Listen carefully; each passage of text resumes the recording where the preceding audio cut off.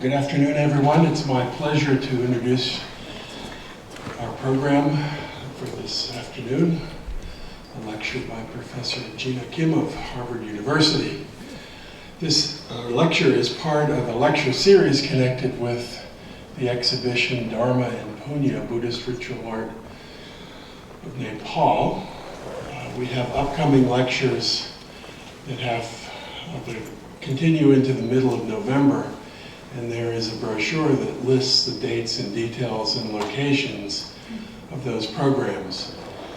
We also have a ritual demonstration series, participation/demonstration series, that is part of the exhibition as well, and the last of the ritual programs will be on November 9th outside the Cantor Gallery where this exhibition is located. And it'll be in the afternoon from 1 to 4. It'll involve the fun activity of making clay stupas, clay Buddhist ritual objects with molds. And so we invite everyone to participate. There'll be members, Nepalis from the Boston area coming to join students from Holy Cross and Harvard in this very traditional and ancient, activity. So we really invite you to take part in all the events that are associated with this exhibition. It runs until the 14th of December. So please stop by and contact us if we can be of any help, or if you'd like to learn more or talk about what is in that room. It's quite an extraordinary and ambitious exhibition. Now, I'd like to introduce our speaker now. For the past 3+ years, Jinah Kim and I have been working on this exhibition through a long odyssey of planning and preparations and requests to museums and deciding what our mutual vision would be to place before an audience what we consider an important selection of Buddhist objects. And it's been one of the great pleasures of my academic journey to find someone who shared that vision and who knows Nepal and who would creatively engage with materials I've been working on as a religion scholar slash anthropologist these many years. Her background as an art historian made this a very wonderful confluence of areas of expertise and disciplines. I'd also like to, as we move forward, to thank the staff of the Cantor Gallery, Roger Hankins, who retired last month. I think we wore him out, but his successor, Meredith Fluke, has been wonderful in working with us and continuing to fulfill our vision, which I think is finally now completed. And to Paula Rosenblum, who's also done so much to make student-teacher visits, teacher workshops, all the work we've tried to do to make the most out of what we've put together in the Cantor Gallery to make that successful. Now, Jinah Kim is a professor of art, and I always forget how Harvard does it, history of art and architecture at Harvard. She's been there 6 years, and she was promoted to tenure this past spring. And so everything that went on for this exhibition was done with that burden playing in the background. It's been a real pleasure to work with someone who could stay so focused on our task while undergoing the ordeal of coming up for tenure.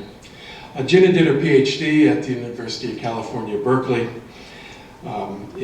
completed that in 2006.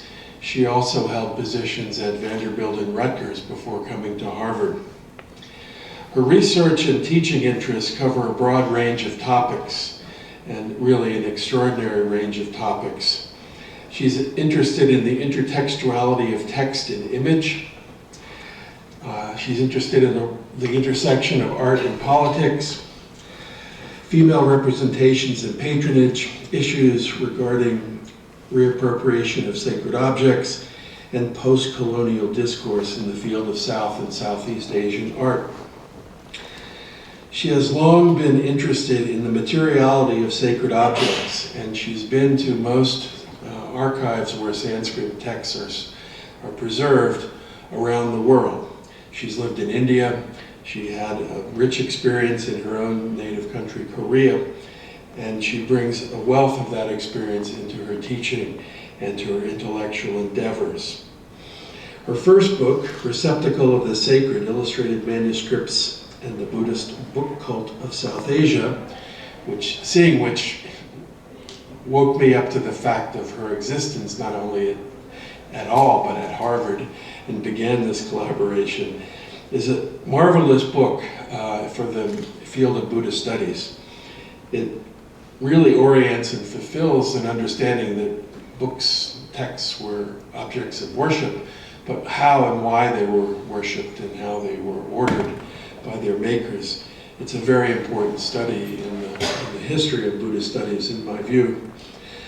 Her forthcoming monograph is called Garland of Visions, Color, Tantra, and a Material History of Indian Painting, that University of California Press is publishing. And it really is an extraordinary book in that it looks at the genealogy of color and its visionary influences on those who read and observe and utilize texts in a variety of ways. Her other endeavors include an interest in the history of pigments, which I think came from her second book, and also the visual vernaculars, what she calls visual vernaculars in South Asia, as they developed during the second millennium of the Common Era. So I'd like you to join me in welcoming Jinah Kim to Holy Cross and to hear her lecture, Performing Texts, Manuscripts, and Paubhas as Ritual Objects. Welcome to Holy Cross, Jinah, at long last.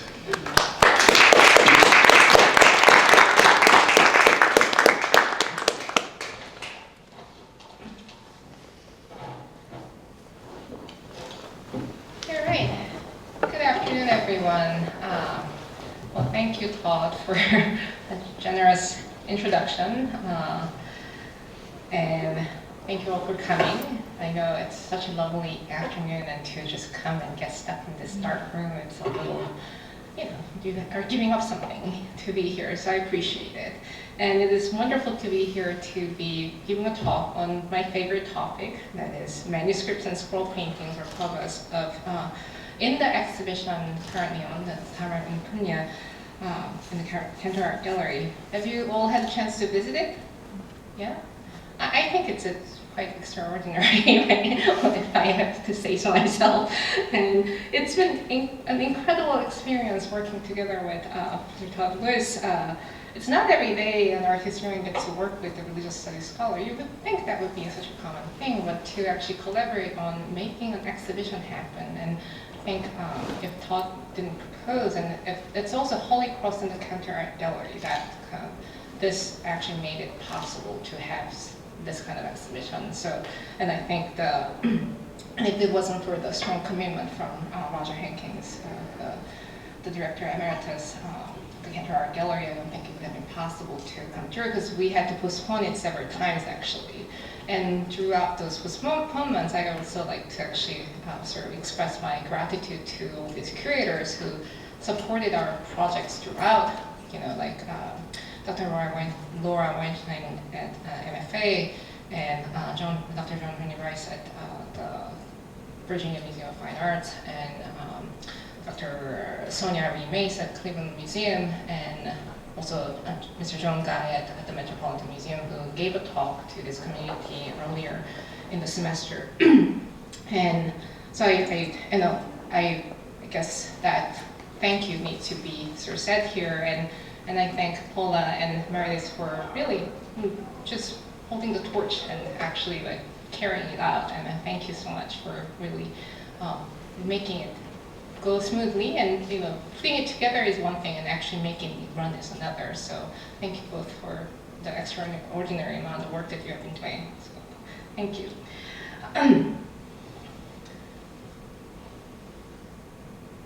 So I was very sad to miss the opening of the exhibition due to unfortunate sort of health issues, and that is going to prevent me from turning too much to my screen. So it's going to be a little limited. I usually like to point things and move, but I am going to be a little focused on my own screen because I need to kind of be steady. And curating an exhibition is like creating a performance piece. If you are an artist, let's say, an exhibition is temporary, right? And the whole thing is ephemeral, although each one and like every object in it is actually not. So the whole exhibition is sort of temporary, ephemeral thing that once it's gone, it's gone. You can't experience these objects together in one space in the way that we curated you to experience. In addition to giving you a lot of information, I think this is like one of the most informative exhibitions that I have been to. I think that's all thanks to also Professor Louis' interventions on giving you a lot of actually information on Buddhism, Buddhist rituals, and that sort of accompanying photo exhibition also gives a lot of context. So that's extraordinary in terms of information and also highlighting the importance of understanding Buddhism and now our Buddhist tradition in particular through ritual. But I also hope this exhibition, actually visiting it, also gives you a chance to contemplate on the significance of what makes the quotidian life meaningful.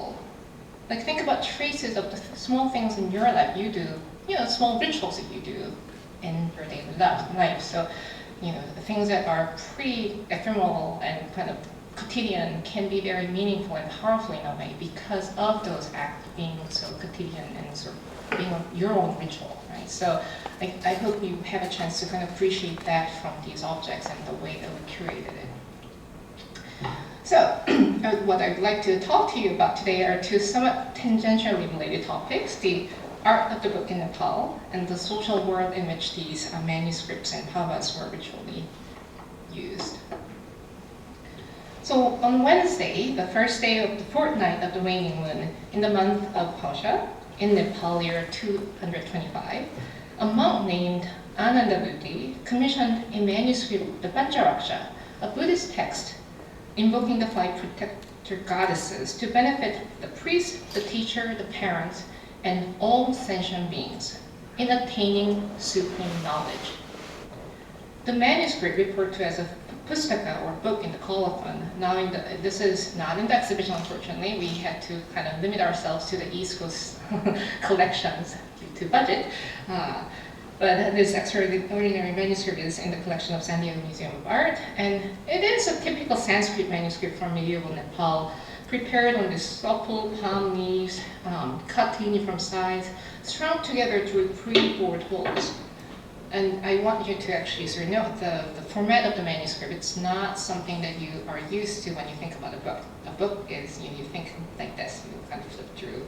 Whereas a book in South Asian context are going to be made of leaves, birch barks, or palm leaves, and also it flips like this.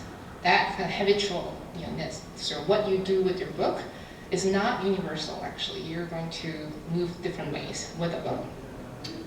So the noble purpose of Ananda Buddhist commission, helping everyone to attain supreme knowledge. It sounds quite noble, right? Like helping everyone, all sentient beings, to attain supreme knowledge, is a run-of-the-mill codes found in almost all Buddhist manuscripts with donor colophons from medieval South Asia. The stock phrase in Sanskrit reads, "This is a religious gift, Dea Dharmayam, and so and so, to benefit all sentient beings' attainment of supreme knowledge." Sarvasattva Nuttara Jnana Aptaye is what it says. This lofty, pious goal having a driving force behind religious gifts, but given its formulaic nature, it is rather difficult to ascertain specific circumstances or motivations leading to that kind of commission. Luckily, the colophon tells us a bit more about Anandabuddhi. The monk who commissioned this painted manuscript was actually a resident monk of Krishnagupta Mahavihara, which was located on the western main road in Kashthamandapa in today's Kathmandu. And this actually happens to highlight, it's one of the earliest reference to Kashthamandapa and Krishnagupta Mahavihara. And Kashthamandapa happens to be this area this large-scale public rest house built at the crossing of Trans-Himalayan trade routes in Marutol in the western part of old Kathmandu, which unfortunately crumbled down to the ground during the 2015 earthquake. And there's I don't know what the current state is, but they were trying to mobilize to rebuild this, right? So recording such a specific locality, along with an exact time down to the day of the week reckoned by a local era, specific to Nepal, Nepal Sambat, established in October 879 Common Era, is an incredible historical practice that finds little parallel elsewhere in pre-modern South Asia. Despite many political changes and countless earthquakes that changed the townscapes of the Kathmandu Valley over the centuries, there is remarkable continuity of cultural traditions as exemplified in the longevity of the many ritual practices that we see even today. So contemporary ritual of the Pragyaparamita Puja and the Golden Temple Patan, for example, in a way vivifies a passage in the Ashtasasika Pragyaparamita, this age-old Mahayana Sutra that took shape in the beginning of the Common Era. So this is a 2,000-year-old text, basically. And I'm not going to read the text, but I just want to highlight that the yellow highlight, is what you're going to offer to the text of the Pragyaparamita. Flowers, incense, perfume, garland, unguents, aromatic powders, cloth, music, cover, umbrellas, flags, bells. So these things are something that you actually are going to see in today's ritual.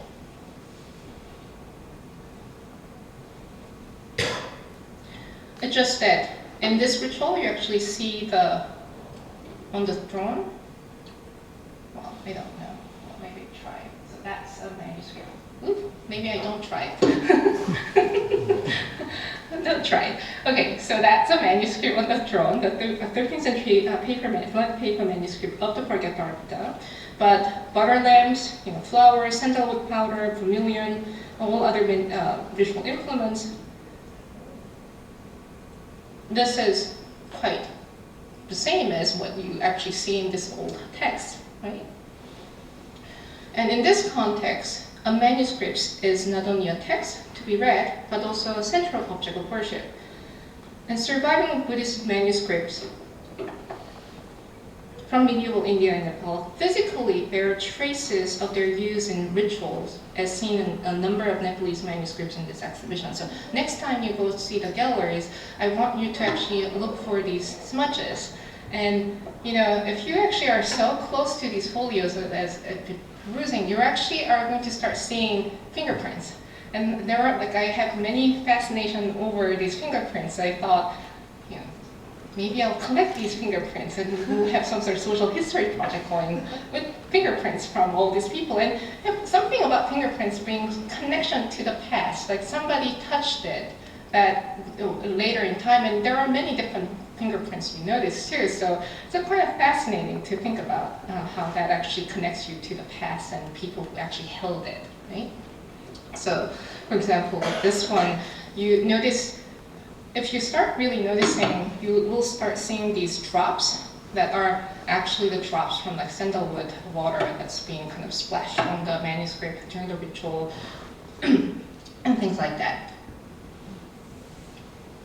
And some 17th century manuscript, like the Garandabhya Sutra manuscript or the Pantaraksha manuscript, actually retains this paper curtains, right, that are attached to painted folios. And often curators and conservators actually ask me, should we just remove these paper curtains? And I often argue for their retainment, partly because that's part of its history and part of its life and part of how the original users and people who actually worship these manuscripts and use them had them.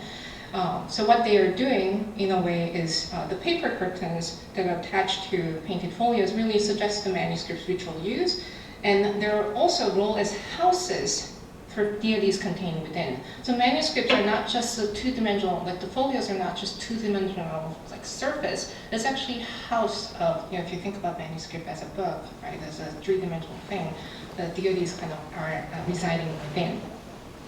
So practically, they do protect painted panels from rubbing each other, preventing the loss of surface pigments. But they also provide physical barriers between panels so that each deity may not physically touch each other when a manuscript is closed. So if you have seen Tibetan tankas, how they're used in sort of monastic contexts and temples, when they're not in ritual use, and if it's like important and powerful deity, they actually draw the curtain in front of it. So that kind of timed use and opening and closing really indicate that this actually had something to do with these being ritually important. Right? So cover and control the viewing of the painted deities, adding an extra interactive feature to an already interactive object of a manuscript. So a manuscript can oscillate between the state of a static object that may serve as an insignia of scriptural authority or divine presence, and that of a portable utilitarian object that can be opened and handled. So paper curtains added to the painted panels address this duality and underscore manuscript's ritual function. So next time, I mean, now these folios actually are displayed without the paper curtains in front of it because we want you to be able to see these beautiful painted panels, but some of them you can tell there is a paper curtain actually attached on the top, so I want you to actually kind of take a note of that next time you go.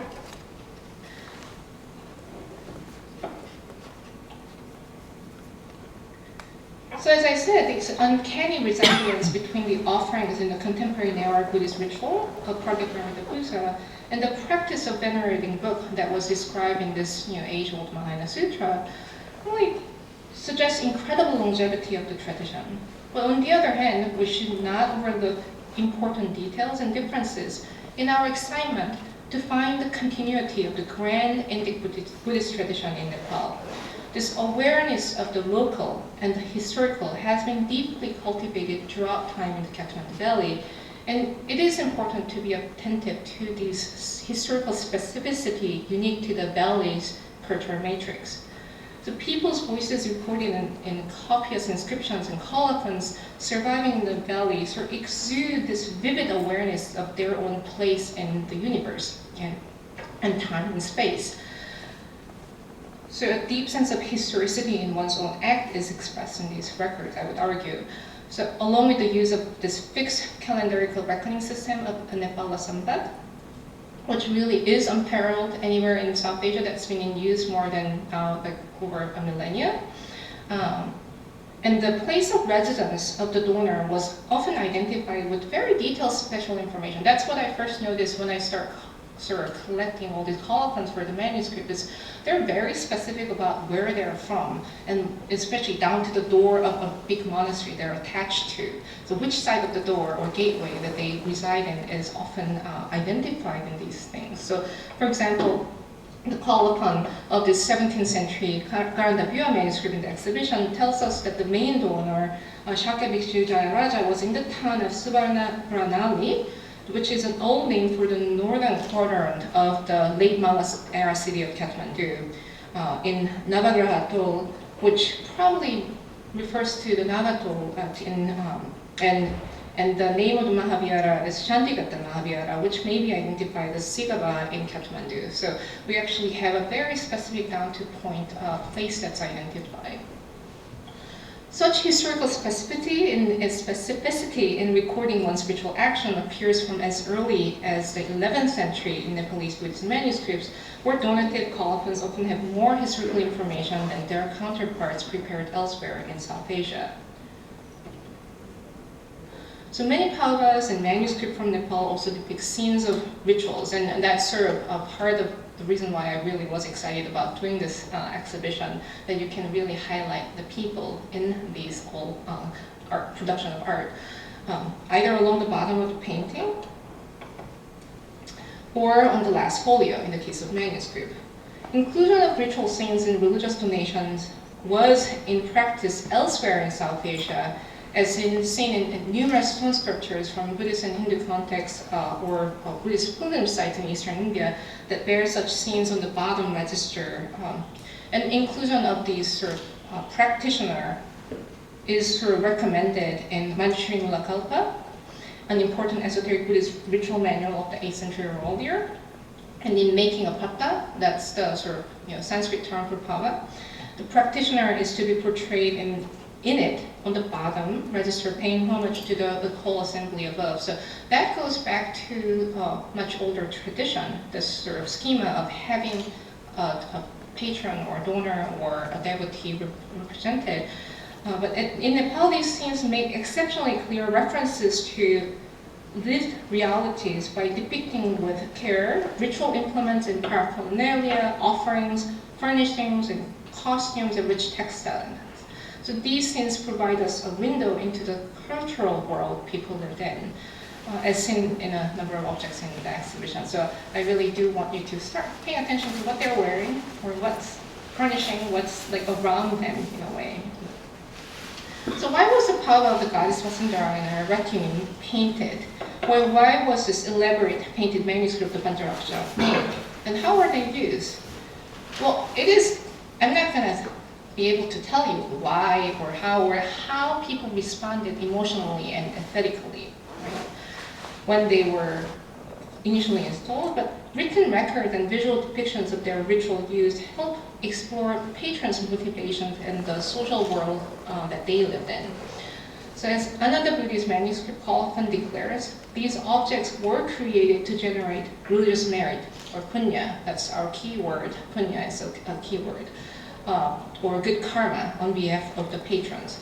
Some colophons suggest that there were also more mundane motivations like long life, good health, accruing wealth, and securing a pleasant afterlife. So these are all concerns that we have in our lives. This wish list is more confidently expressed from the 15th century onwards.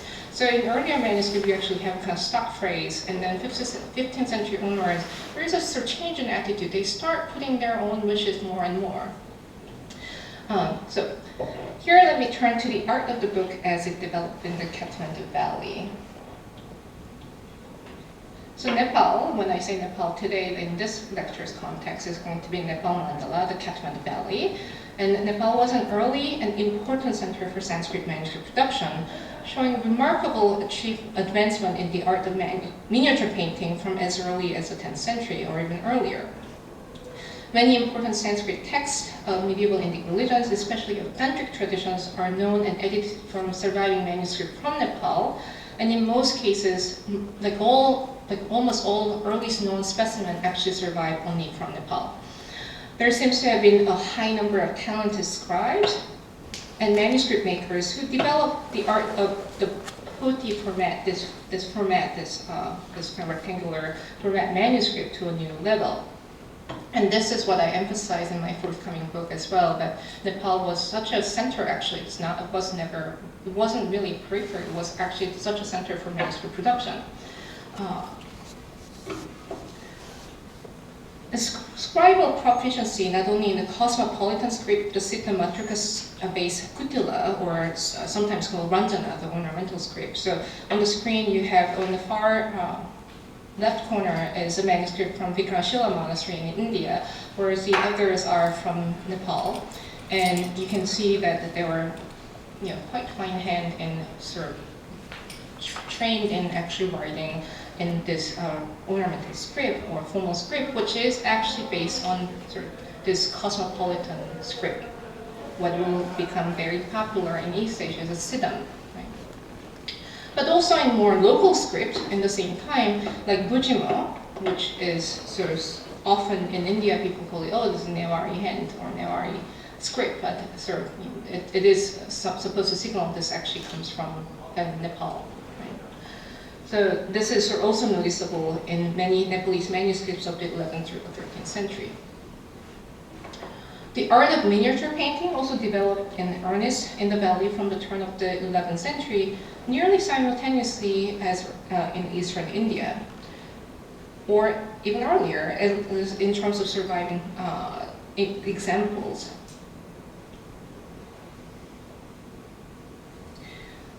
And the earliest surviving examples of painted manuscript from South Asia are of the Pragyaparamita Sutra that I was talking about. And painted programs were designed to make these manuscripts powerful cultic objects.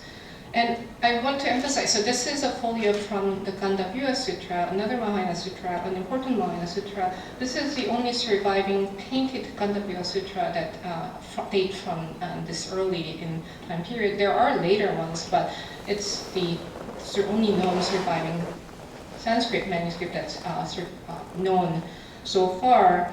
And I want you to actually, if you have been, you know how tiny these painted panels are. It is only like 2 inches, and we have blown it up, and still it holds, right? So it's just incredible talent of this miniature artist that you actually notice in here.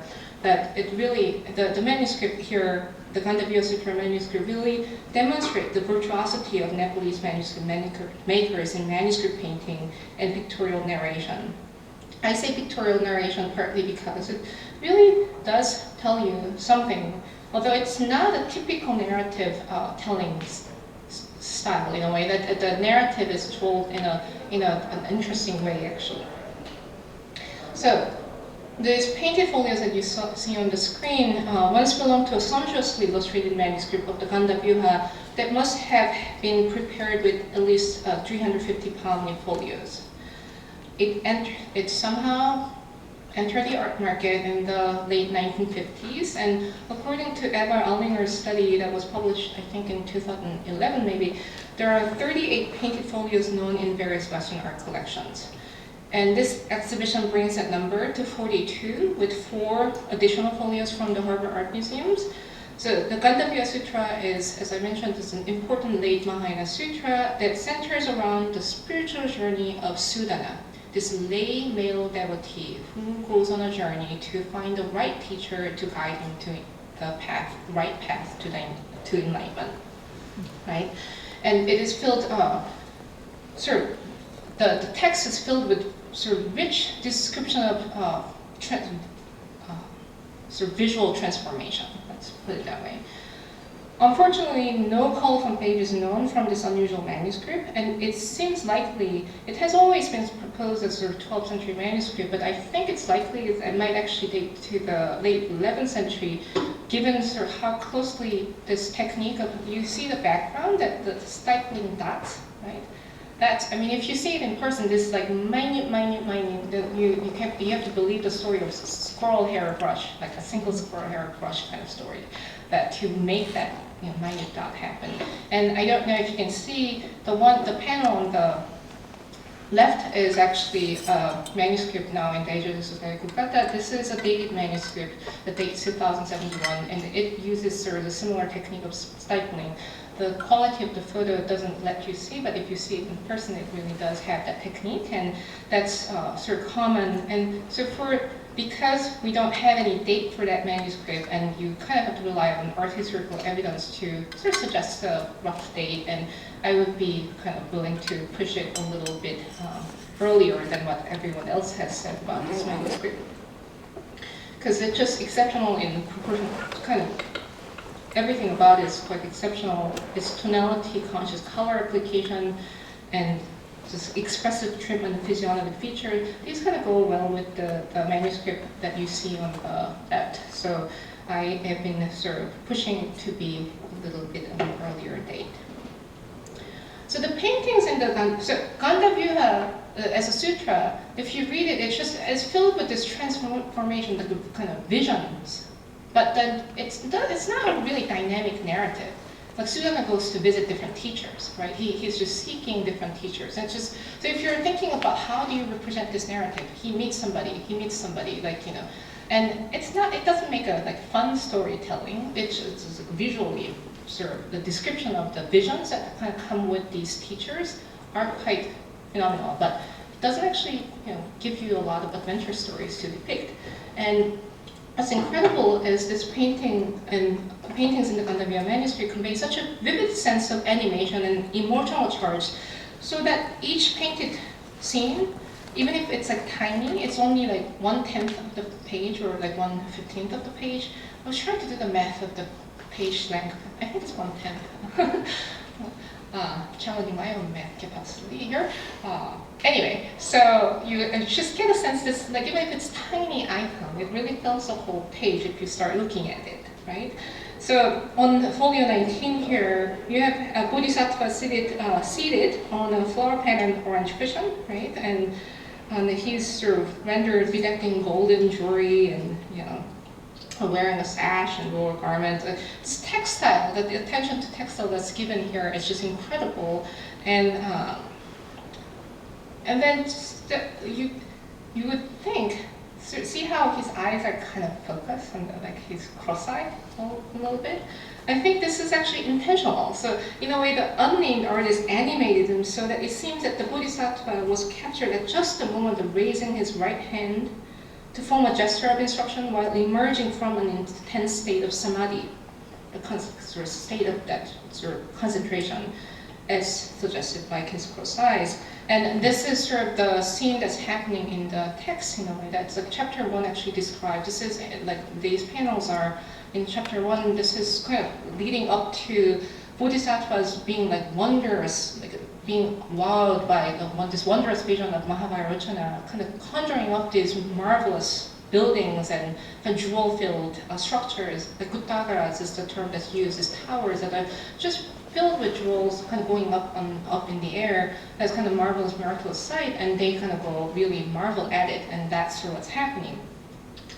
And I think even if sort of when you have like so scenes like this, this is like wonderment that.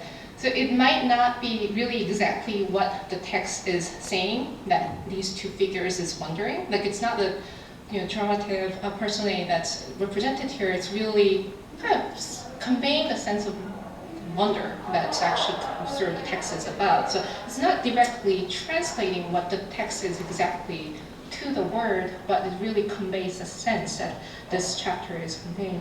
Or in this case, where you actually have, they're engaged, and so this is the beginning of the chapter 1 that they're about to go listen to or go kind of, about to go witness. So there's an anticipation and movement, and the figures looking at each other, they kind of exchange of gaze, and the next one, the far left one actually is kind of moving forward, right? So there is and to have that happen all in this like tiny little painted panel is just incredible achievement. So this whole Vairochana, the Buddha Vairochana entering into Samadhi and this transformation of the Jeta Grove into this a cosmic space filled with jewels. That's what infinite jewels. It's what the chapter 1 of the Gandhabhya Sutra narrates. So this exceptional artistry of the unnamed Nepalese miniatures also shines in remarkable variations in facial expressions, like so all executed in short lines. Like you have to be really so sure of how you're going to do your face. Like the physiognomy is the last one that people usually do, right? Because it's the most delicate thing, and just the one way that the line's going to go kind of is going to dictate how something's going to appear. So it just has done, the artist, we don't know who, but done an incredible job in actually conveying this sense. And even in this kind of conversation, right, this is like Sudana meeting a teacher, that you actually have a kind of grateful figure of Sudana receiving instruction from a courtly lady who bends slightly forward with a thoughtful yet probing look. Right? So it's very subtle, but it really has, it's just incredible that the artist was able to actually capture this in this small little space. And such artistic virtuosity often turned a Pragyaparamita manuscript into a sacred space through pictorial means. So this is only parts of this manuscript survive. So painted book covers and I think 13 text folios entered the Harvard collection in 1973. And on the interior, you have surviving painted covers. And next time you go, I really want you to kind of take a look at it, at how it is that the goddess is set with these tassels, canopies, and also see that receding kind of this block on either side that has slight shading, trying to sort of indicate there's a sort of recess, right? It's sort of, if you go back, there's nothing beyond it. but that treatment actually creates a sense that this is a space that's recessed, that's like a shrine that's set up. So it really conveys a sense of space, and in a way, setting the stage for the whole text, the Buddha's Dharma, the teaching, to be contained within that space, right? So it's that pictorial device that is quite cleverly used to create this sense of space, and knowing that the artistic convention, the pictorial convention, didn't really go for shading or volumetric representation or three-dimensional representation. This is quite incredible to think that they're really conveying that the sense of this actually being a shrine space, right? It's kind of 3D space that's being created here.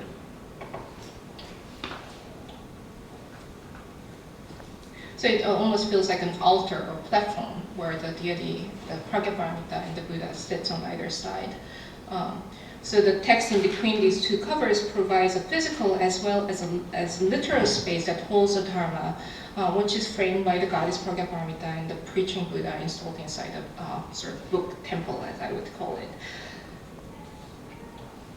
So representing images of deities as if they're installed in a shrine space with attention to their surroundings and furnishings is a common artistic strategy used in medieval Nepal that goes in tandem with propensity to capture the lived reality of the patron, particularly pronounced in depictions of ritual scenes. So Pancharaksha manuscript that I mentioned earlier from San Diego Museum actually survives with these two covers. It's unclear whether they are actually the same cover for the cover that is originally designed for the manuscripts themselves. In terms of their pictorial style, they go together. And on either end of these book covers actually is this representation of a monk. You can see it from the shaven head.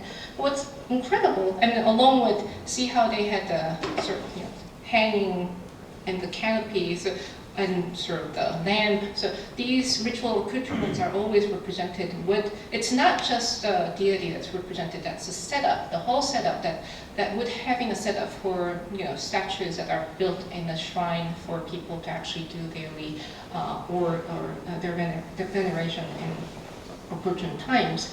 And what's incredible about this particular detail is that, see, there's a monk with a little flower above his head. And then behind him is a lady, like very tightly next to him. And then there's a little boy above him. And that configuration, there is a monk and a woman right next to him, and then a boy. It's sort of, this is sort of where it gets quite interesting.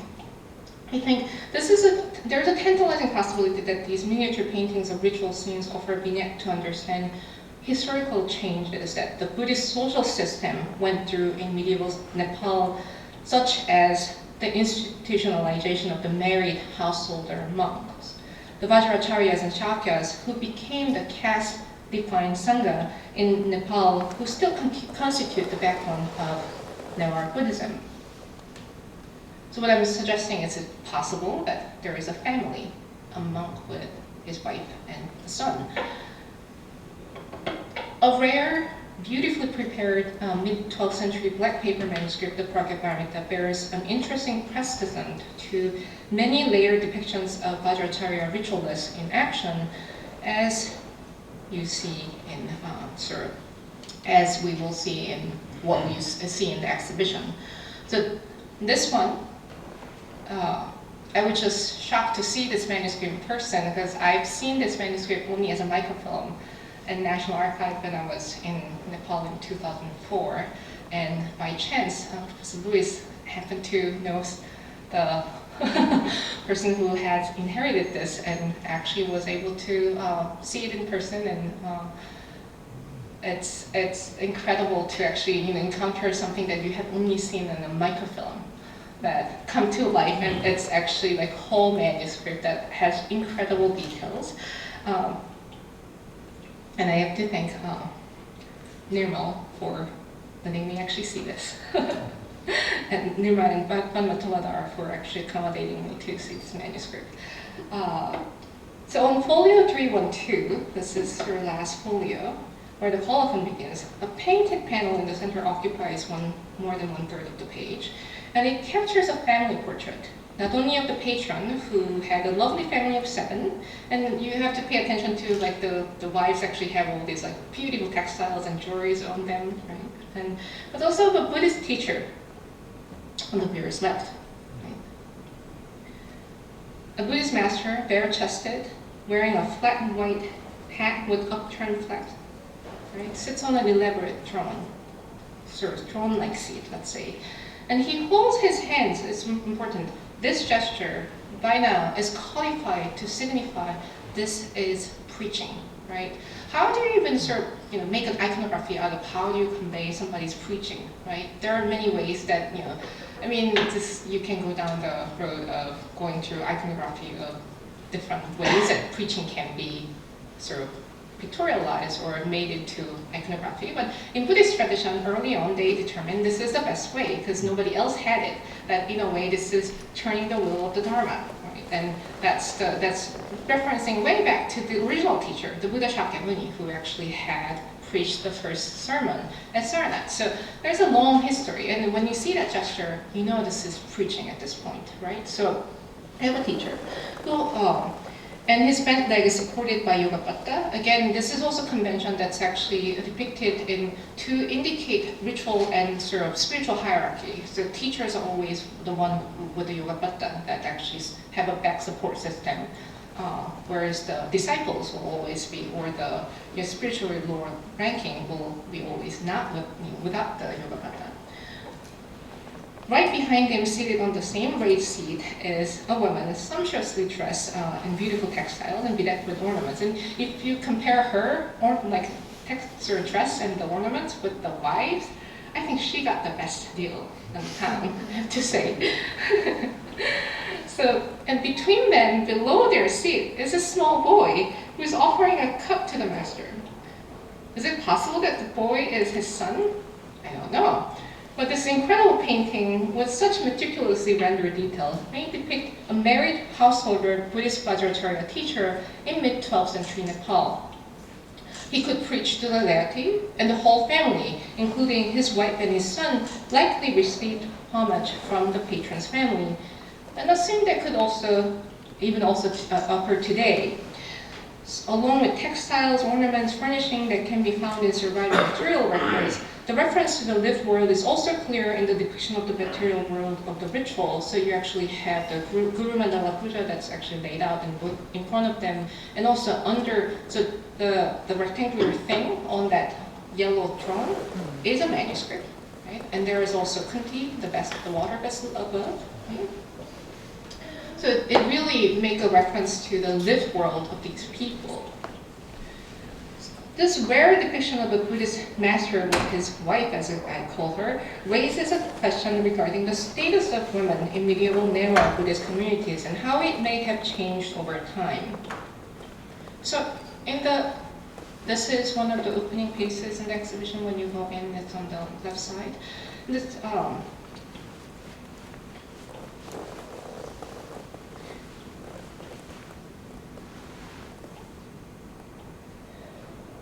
So in this Ushinisha Vidya mandala of the early 15th century, it bears a date of 1412. It's like turn of the 15th century. On the bottom, you see, so a woman sits right next to the officiating ritual master on the bottom register. The one with the red conical cap, and he positions his right hands up and left hands down. This will actually compare well with all these ritual masters or Buddhist masters that are represented in earlier Indian Buddhist material. So this is an image of a Vajracharya master from a stone sculpture from Bengal that sort of dates to early 12th century. So the ritual master Vajracharya appears uncannily similar to the images of esoteric Buddhist ritual masters in stone sculptures of 12th century Eastern India.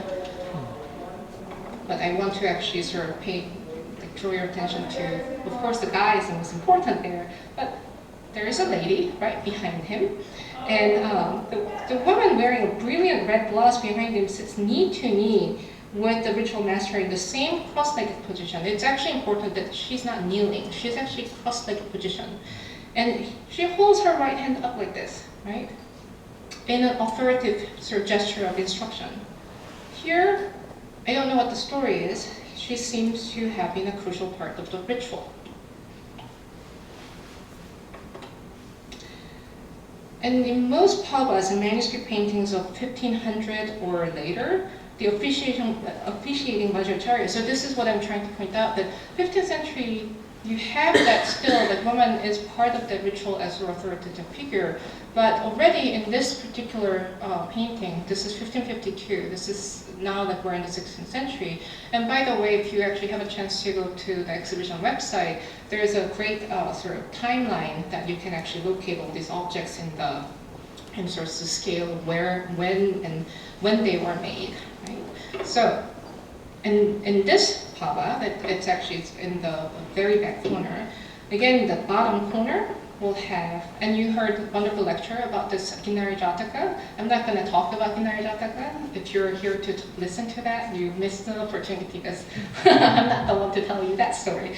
But I will tell you about the people who are on the bottom. And here you actually have a ritual master who is, again, like the male figure dressed in white with a red sash around his chest and wearing this flat-topped multi-flat headgear. So behind him, instead of a woman, you actually see a guy actually wearing a white robe and a red, just like the one, like the master himself, but the headgear is different. The ritual master is wearing a crown, whereas he's wearing some sort of red, flat red headgear in a way that's different. The artist clearly indicated that this assistant, perhaps a Vajracharya in standing, is holding a manuscript folio. So he's not only just behind him, he's holding a manuscript folio, and you can see the writing scribbled around. So and this is a common trope that you will see of officiating priests holding a homa, like the fire ritual, and the attending or assistant sort of Vajracharya is actually holding a manuscript, and they are often clear about this is a manuscript that he holds, which actually goes to the importance of why the manuscripts are so important to begin with. And this red conical cap, see the person behind him, so the third person in that framing, has actually red conical cap. That was the headgear of the 15th century Vajracharya master. And it seems by now, it seems that's the social status marker for Vajracharyas when they were not in charge of a ritual.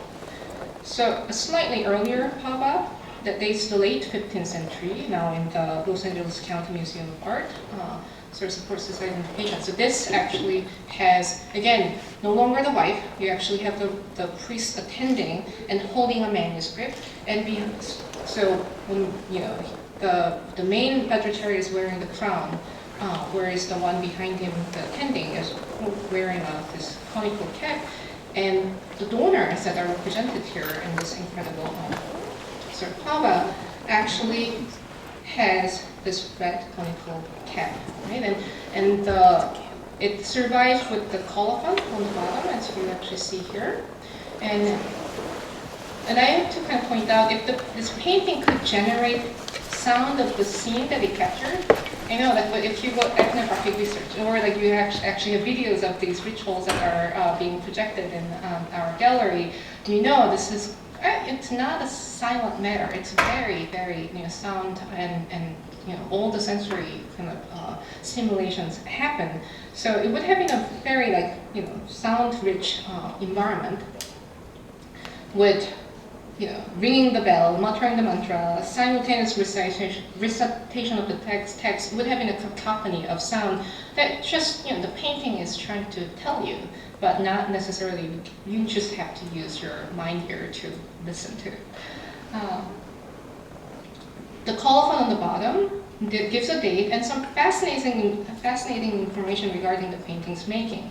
So it records that one Vajracharya named Jivaja had this cloth painting, and the inscription identifies it as Shri Shri Shri Sampurna Chakrasamara Bhatta, meaning it actually uses the term Bhatta for this particular painting, the Sanskrit term for the cloth painting. And this was installed for his late father, Vajracharya Ulasa, who had passed away the year before. And then it states the merit from this action will bring supreme, complete enlightenment, protection, and happiness. So, in other words, this painting seems to have been prepared and installed for a commemoration ritual for his late father, who seems to, we might actually sort of wonder if that little kind of framing around, like in front of the donor family, that yellow kind of framing, might be even like indicative of like his late father. This is all kind of conjecture. We don't actually have a label that says that's him, but it's very unusual to have this kind of figure appearing right next to him like that.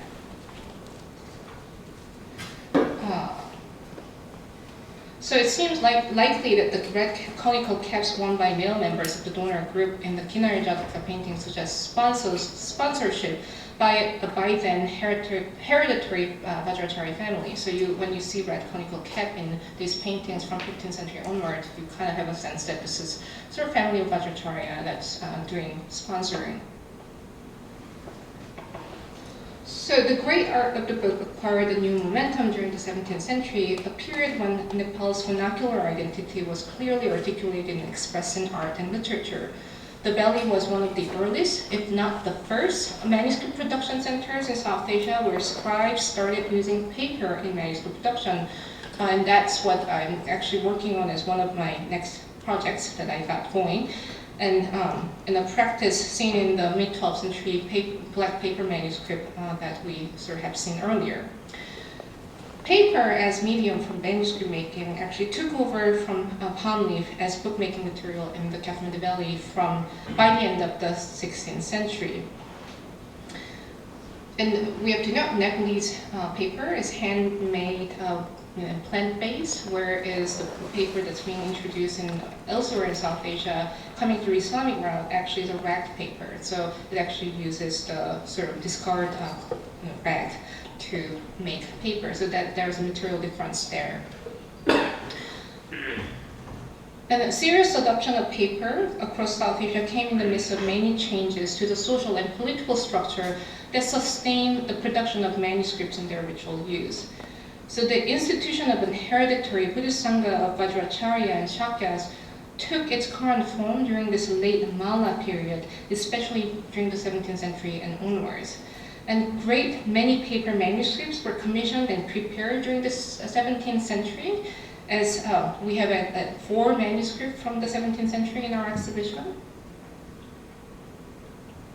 And Vajracharyas of certain monastic communities like Dharma Monastery in Kathmandu started sort of specializing in making elaborate manuscripts for various social groups. So now, in slightly later centuries, and you will have actually these Vajracharyas being hired elsewhere. So, there is Kathmandu, there is Patan, there is Bhaktapur, and sometimes family in Bhaktapur will hire, this specialist Vajracharya to come make their manuscript in Bhaktapur and for their family. So you have those records of, people actually going across these little sort of boundaries of the kingdoms. And they cultivated, and so this is like ushering in a sort of renaissance of the Buddhist book cult in the 17th century. And they cultivated copying manuscript in the ornate Ranjana script, the one that actually I've highlighted as like in Nepal. This was sort of they had talent for this sort of scribing, right? And they really are consciously emulating the appearance of much older manuscript of the 11th and the 12th centuries, which started a stylistic trend Cecil Bendall characterized. This is a British scholar of like late 19th century writing on Nepalese manuscript, talk about this is sort of the archaistic revival that he wrote more than a century ago, characterizing his scribes' use of these older script to write their manuscripts. And what's in the middle is the sort of early 13th century manuscript of Shiva Dharma from Nepal that's currently in the National Archive of Kathmandu. But use of the Ranjana script in the service of the Buddhist food cult is not just an archaic move, I would argue.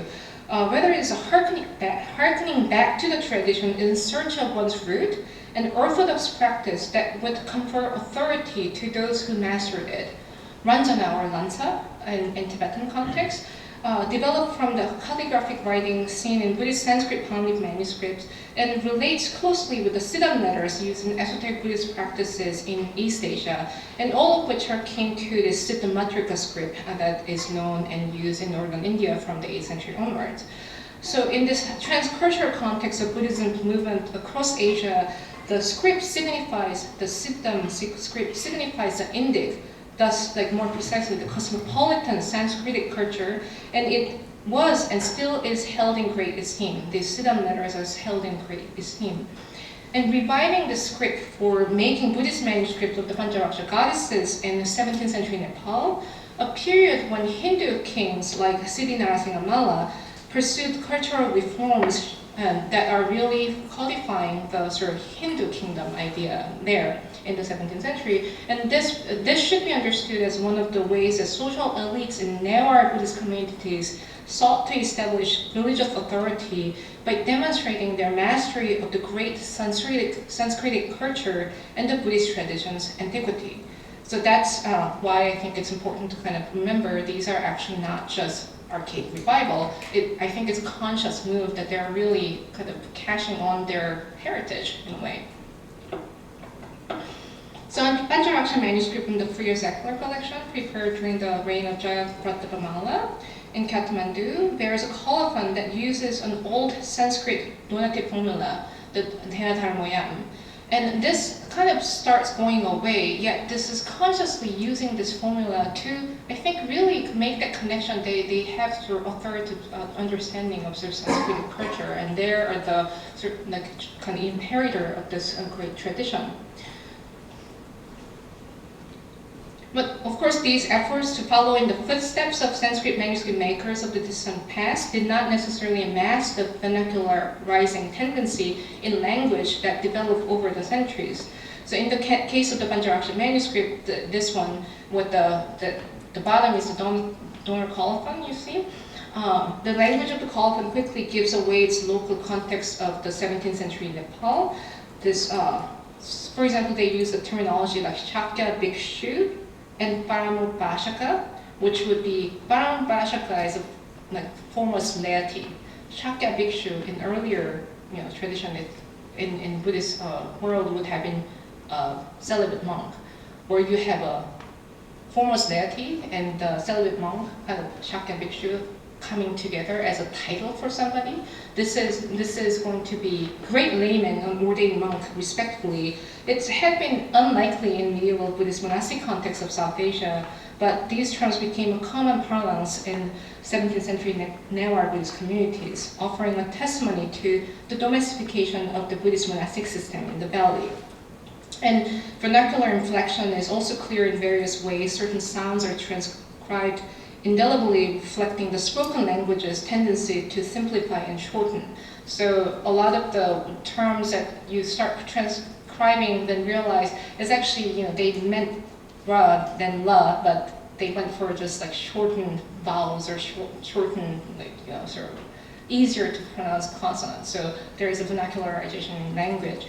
And also, I'm not going to go into the details, but in this particular manuscript, it really actually have, this manuscript claims that it's written in Newar Bhasha, like or Nepal Bhasha. So it really asserts that sort of, vernacular identity, and it is the only surviving, and you had the lecture from Professor Gudrun Bineman here, talking about Lumbini Yatra, which is also a unique Kathmandu Valley Buddhist story, that, all these Hindu gods kind of come to venerate the Buddha, right? And that was already in the system, but it gets really codified and amplified. And in the context of sort of, Hindu kings reforming sort of the social system, this is a pushback to really put the order in place for their sake, the community's sake. So by the 17th century, sponsoring production of a painted manuscript of a Paubha became a big communal affair.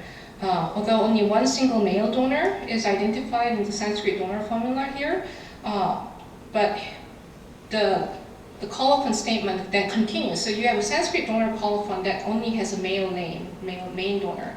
And then it continues in sort of a vernacular way that would just list everyone. That's the tendency, that you actually have to have your wife, sons, and what have you. And so then this long list of names that one encounters in these manuscripts in Paubhas kind of offer a glimpse of social relations and priorities in everyday life. So this Pantaraksha manuscript that I sort of flashed at the beginning really survived with an extensive colophon, then runs more than 2 pages and offers an interesting picture of the Newar family life in the sort of, 17th century.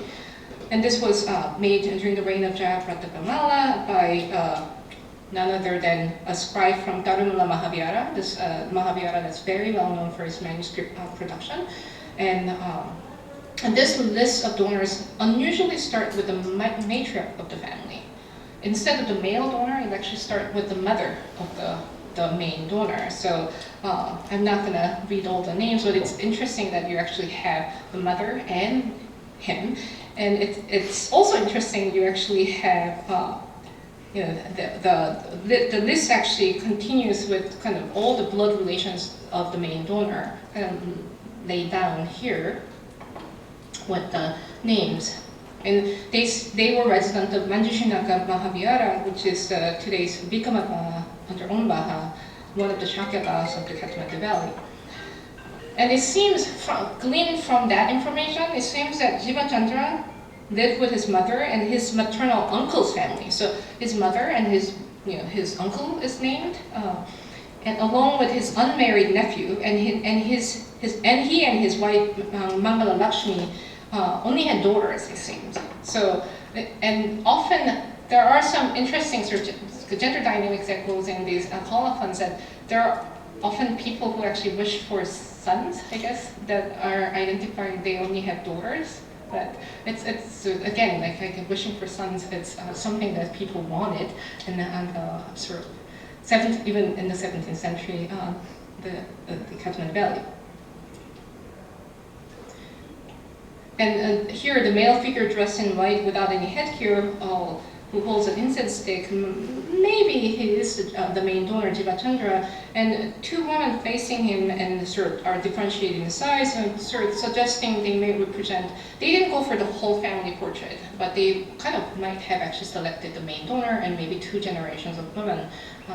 And then you actually have a stupa on the top that kind of always, when you see a stupa anywhere in Kathmandu Valley, there's always reference back to the Swayambhu. Right? So that's the grand Swayambhu is the grounding sort of landmark and sacred site.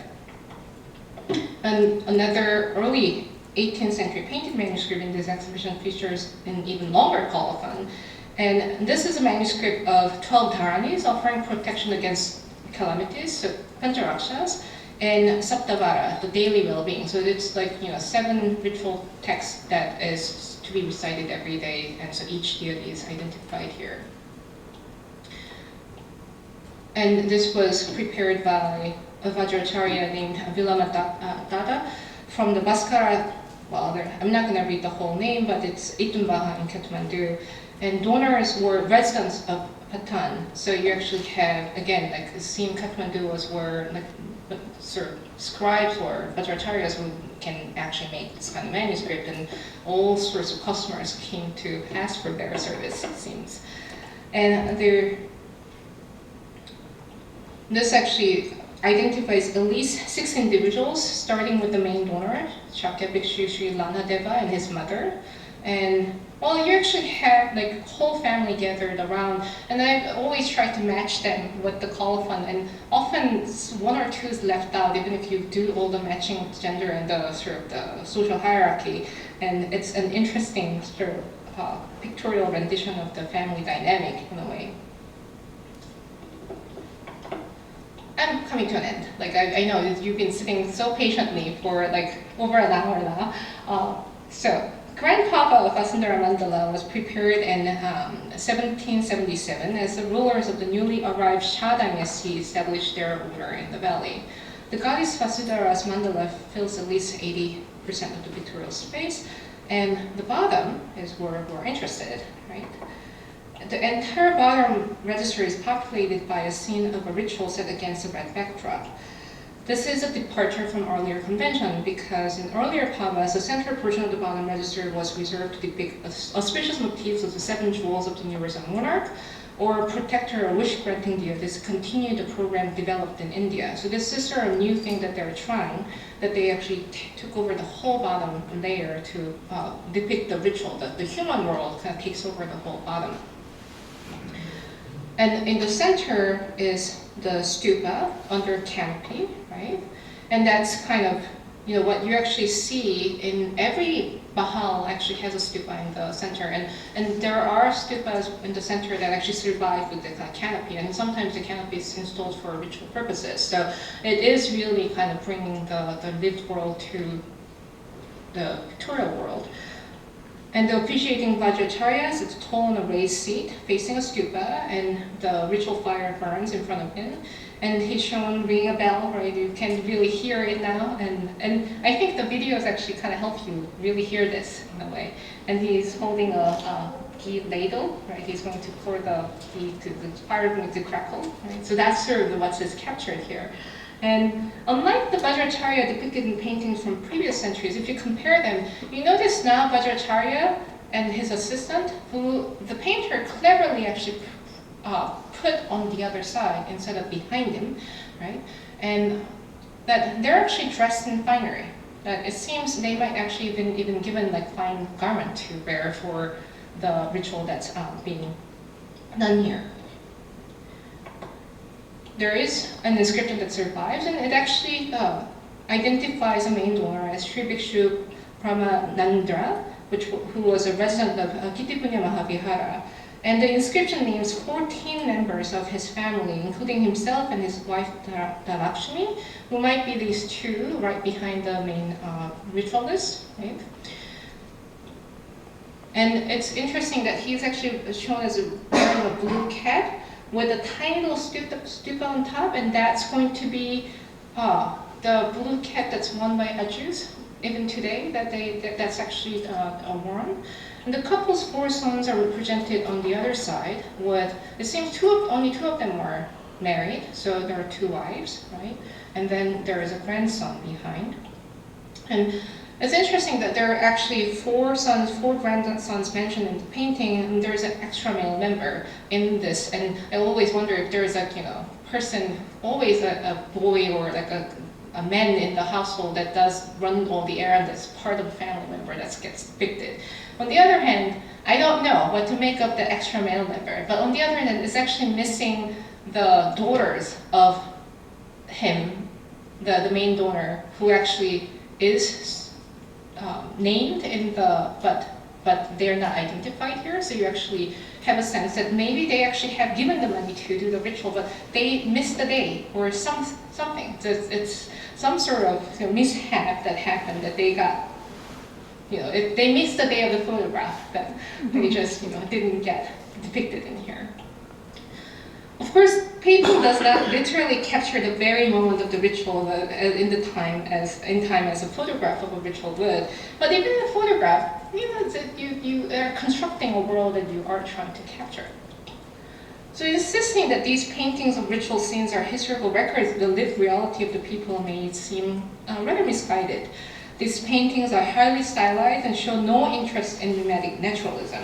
In the Vasundhara Mandala, the human figures in the ritual scene are all depicted in the strict profile view, following the pictorial convention developed in Rajput courts in India, a tradition that seems to have been introduced to the valley during the 17th century. So there are by no means portraits, and the burden of proof is relegated to the text, the names written above above figures. These labels that were clearly added after the inscription above, after the painting's completion, suggest the intent to record the family's ritual observance in the painting. Despite the limits of stylization and bounds of pictorial conventions, the unnamed artist skillfully managed to convey the group's social status and the social dynamics among their relations. And I think by putting that ritual assistant, who usually sits in the back, to the other side, he actually opened up the panoramic view, that even if there is no three-dimensional space that's imagined, it's sort of to be understood to be happening in a space with people surrounding this central stupa with the central Vajracharya. Okay. So if one has ever observed such a ritual in a courtyard with narrower family members surrounding it, the painting's linear presentation in a of those in attending does not hinder one's ability to see them spread across the space.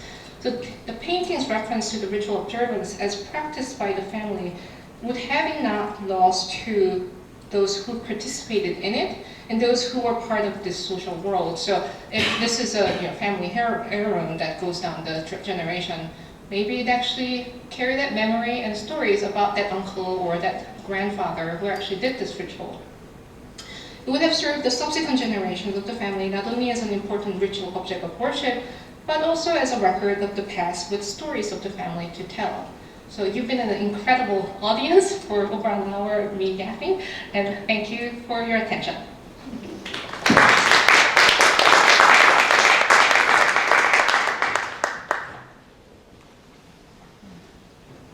How do you feel about some questions? Oh, I can take it. Yeah. And like anyone is actually willing to stay on because it's been more than an hour and a half. So.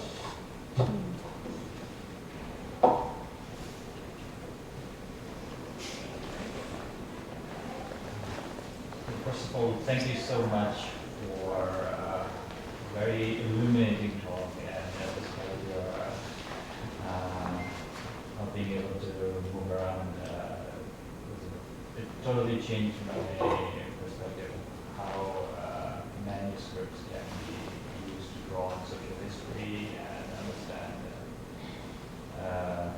our Buddhist tradition. And I just had a very quick question regarding one of the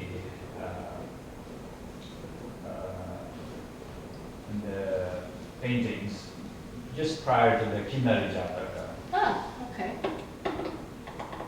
The one where there is both the Vajracharya and a woman. Oh, yes. Yes. That's yes, right, that yeah. one. I was wondering whether it reflects the current tradition of having both the Guzu and Gurmazu. Yeah, no, I think that's that is, yeah. I mean, well, whether it's reflecting the current tradition is I think we need to phrase this slightly differently. That this is not necessarily just it's in a way it's an antecedent. It's not going to be it's not reflecting the current situation. It's like what has happened in the past that is revived here in the 21st century, or that tradition is still there. I don't know Guru Maharaj actually takes on that kind of authoritative role as depicted here.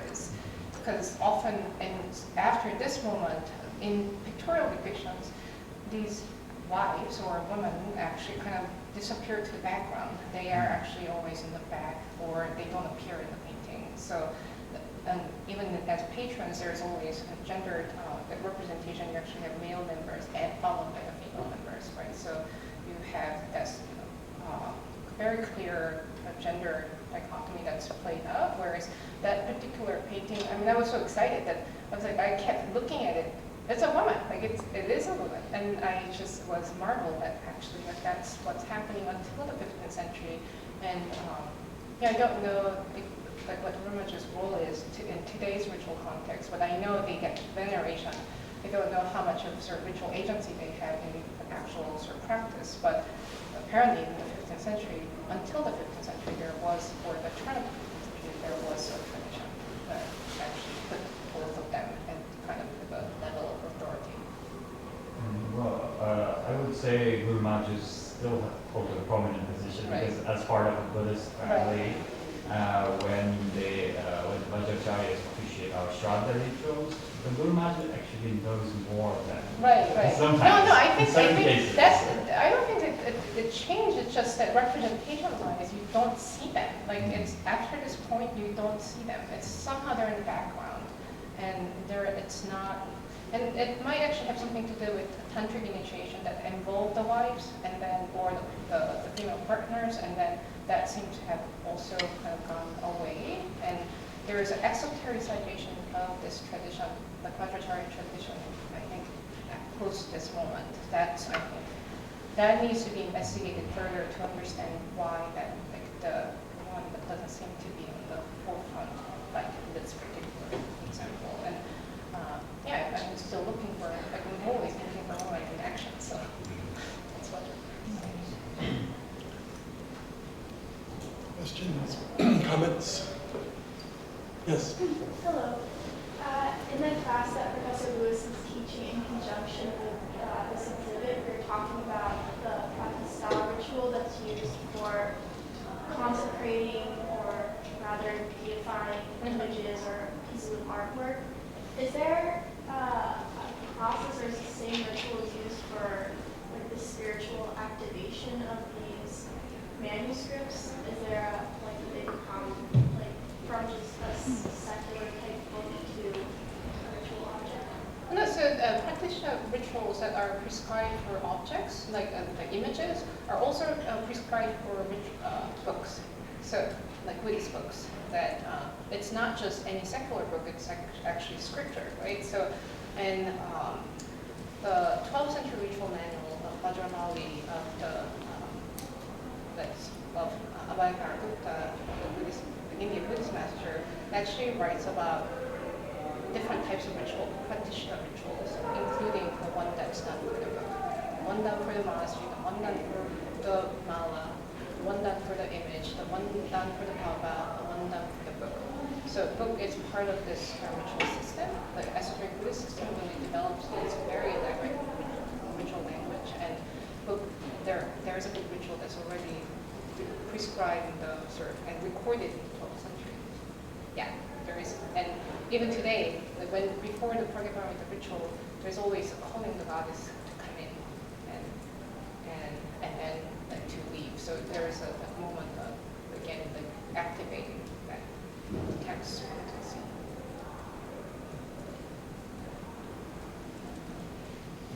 Thank you, Professor Jinah, for the talk. I have kind of a two-part question. The first one is you referred to those miniature manuscripts, and I'm wondering if there's kind of a significance in scale, because there's also a lot of architecture included. For example, in this one, I imagine it's a lot bigger than the 2-inch skinny manuscripts. So why were these created in miniature, and like were they also used in ritual? Like what's the difference sort of between those bigger panels and the small ones?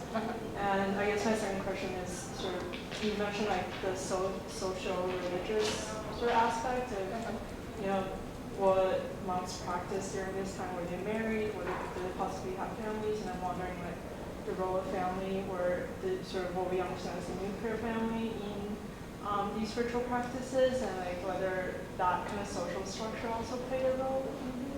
Well, so to the size, you know, the manuscript that I was showing earlier, the miniature is actually, it is sort of dictated by the material. In a way, the palm leaf as a material, that it's the palm frond that actually dictates the size, right? So you actually have this very narrow space, and they're not using this long strip to paint the whole thing. They're really choosing to make these little panels in proportion to the folio in a way that it's, I think it really shares the design strategies shared with the architecture, sacred space designing. So, you know, when you go to temple designing, you actually have certain units of niches that are aligned in a way that's similarly, you actually see that kind of allocation of space within a book that is going together as you imagine the architecture design. So that's one. And Paubhas are sort of different in their spatial sort of use, that it actually develops, although I do think they are actually quite related. And the size, the miniature itself really is dictated by the material more than anything else. And they were able to do it, and they really mastered it. But when they got paper, and see that big painting that I showed of the, well, it's not that big, but it's still miniature, but when they got to black paper that could be a little wider, they went like, some people actually went really, really trying to occupy more space for painting, to show more, like occupy more space for painting. But even then, they actually also kind of practice how well you can do miniatures. So one of these folios that I showed from actually a Dharma and Punya manuscript. Where did I put it? So that, with that little horse, it's like yay big. Like that horse is like yay big. So you actually have artists, even if this is a time that they can also use like that much space, they still practice like being able to like that sort of artistic virtuosity. So that's that way. So that's that. And the family, you're asking if this was a nuclear family or like what the social structure was? Yeah. Well, no, like whole extended family that is like come together, and that's what you actually find in these colophons. So in earlier ones, they don't actually include all the families, and I think quickly in Nepal at least, they felt like compelled that you need to count for everyone. Like they're more equally sort of distributing merits, and in Sanskrit manuscripts that are sort of found from India, like you don't have all these names listed, whereas from very early on in Nepal, not only they identify themselves in very specific location and time, they really named everyone. That like sort of it seems like that was a sort of, and when you actually start sort of picturing social from it, you get a sense there's an extended family living together. As I mentioned, like there is one family, like I guess family of 4 with like father, mother, and 2 daughters, and then grandma and uncle, like so granduncle and his wife. So it's this sort of interesting social dynamic that you kind of find that kind of come together to make these kind of visual objects. So yeah, it's not nuclear family, and that's what's incredible about them, that they really count them all. They were trying to list all the names, and like so the colophon gets longer and longer as it goes down in time. Thanks. Well, thank you very much, Jinah. I know it's been a long time in front of the group, but thanks again for coming in. And there's time for a few informal questions if you want to gather before we disperse. Thank you again.